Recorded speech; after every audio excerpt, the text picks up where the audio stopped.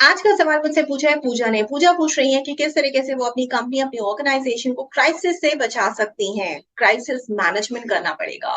Crisis management समझते हैं किस बला का नाम है। जी हाँ, क्राइसिस को अच्छी तरीके से मैनेज कर लेना मतलब क्राइसिस मैनेजमेंट। क्राइसिस मैनेजमेंट क्या होता है?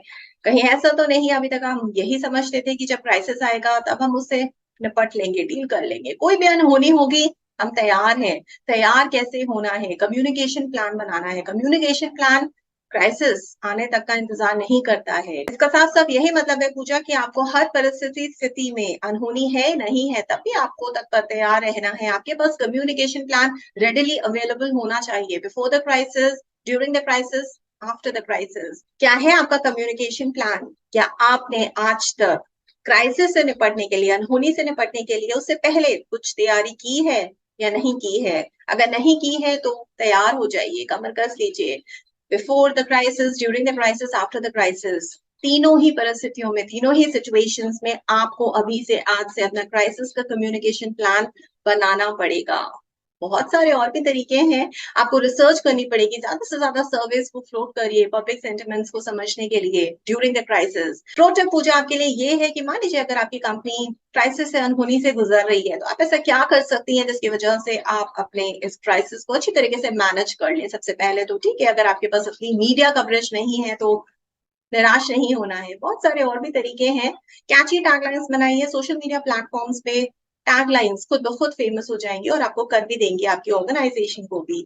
और सिर्फ इस चीज को मत सोचिए कि मुझे ब्रांड अवेयरनेस फैलानी है, मुझे ज्यादा से ज्यादा वेबिनार्स कंडक्ट करनी है। ये तो आप करेंगे ही, ये भी एक part and parcel of life है ड्यूरिंग क्राइसिस, जिसका नाम है क्राइसिस मैनेजमेंट। इतना समझ लीजिए कि कैची टैगलाइन और मल्टीपल पार्टनर्स के साथ वेबिनार कंडक्ट करने से आपकी मार्केट में एक पोजीशन बनेगी, रिस्पेक्ट बनेगी, ब्रांड अवेयरनेस ऑटोमेटिकली होती जाएगी क्राइसिस में। और यही है क्राइसिस मैनेजमेंट का एक पहलू। लेकिन आपको सिर्फ और सिर्फ ब्रांड अवेयरनेस तक नहीं रुकना है। क्राइसिस मैनेजमेंट में आपको पूरी की पूरी वैल्यू चेन शोकेस करनी है अलग अलग सोशल मीडिया प्लेटफॉर्म्स के थ्रू।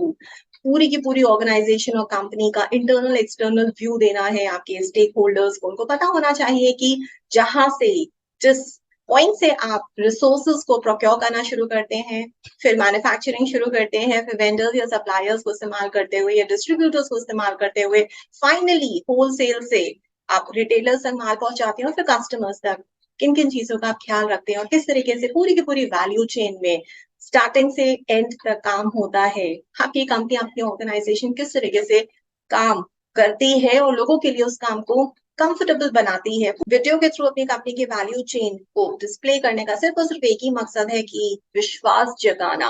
आपके जो स्टेक होल्डर्स हैं उसमें कोई भी हो सकता है, सोसाइटी हो सकती है, कस्टमर्स हो सकते हैं, आपके इन्वेस्टर्स हो सकते हैं, so on and so forth. इन सभी का आपको दिल जीतना है, इनकी नजरों से नहीं गिरना है। क्या हुआ, क्राइसिस आ गया तो मैनेज करना तो आप समझ ही गई हैं, सीख ही गई हैं आज का वीडियो देखने के बाद। सिर्फ इतना ही नहीं बल्कि क्राइसिस से पहले, क्राइसिस के दौरान, क्राइसिस के बाद में भी अप टू डेट चलता ही रहता है, निरंतर ऑनगोइंग प्रोसेस है। जैसे ही आप सर्विस फ्लोट करना शुरू करेंगी, पब्लिक सेंटिमेंट्स को, मीडिया सेंटिमेंट को गैदर करेंगी, बहुत सारी चीजें आपको पता चलेंगी कि आपके कम्युनिकेशन प्लान्स में कहाँ कहाँ किस किस तरह से गड़बड़ी हो रही है, कहाँ कहाँ आपको अपडेट्स इधर उधर करने हैं before the crisis, during the crisis, after the crisis. तो एक ये निरंतर चलने वाला ऑनगोइंग प्रोसेस है जिससे आपको बहुत कुछ साथ साथ पता चलता रहेगा और आपको अपनी कम्युनिकेशन स्ट्रैटेजी, अपने कम्युनिकेशन प्लान में साइमल्टेनियसली बदलाव भी करने पड़ेंगे एज पर योर रिसर्च। अभी की कंपनी की, अभी की ऑर्गेनाइजेशन की कोई भी गलती नहीं है, उसको ओन अप करने से कभी भी हिचकिचाइएगा मत, डरिएगा मत,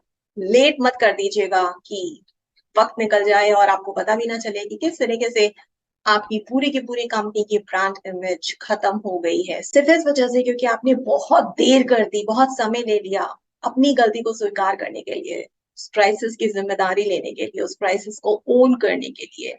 बस यही था आज का वीडियो। इसके अलावा भी अगर आपके कोई सवाल है तो मुझसे पूछ सकते हैं। आगे आने वाले वीडियोस में मैं आप ही के सवालों के जवाब देती रहूंगी।